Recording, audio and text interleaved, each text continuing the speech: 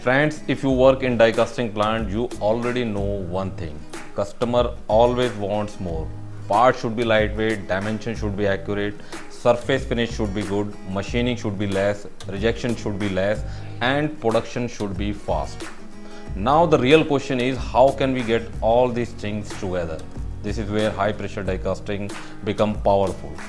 In HPDC, molten aluminum is not poured slowly. It is injected into the steel die at a high speed. And after filling, high pressure is applied on the metal.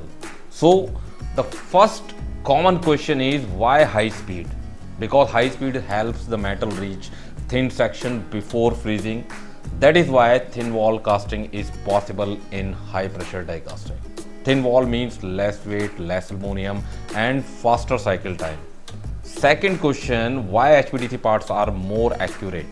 Because the die cavity is made very accurately. If our process is stable, we can produce the same part again and again. So machining and rework can reduce.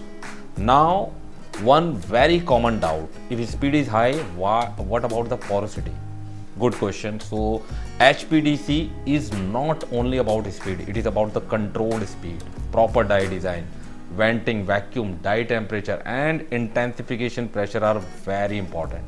If these are not controlled, defect will come. But if they are controlled, quality becomes much better. Now another question is, HPDC die and machining are costly, then why use it? Because HPDC is mass production process.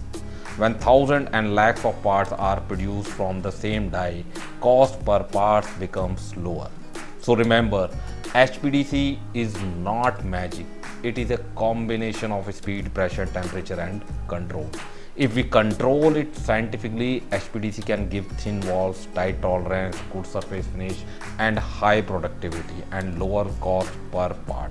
My name is Bharat Sharma from HPDC Pathshala. Our mission is simple: understanding die casting by science, not by black arts. Thank you very much. Keep learning till then.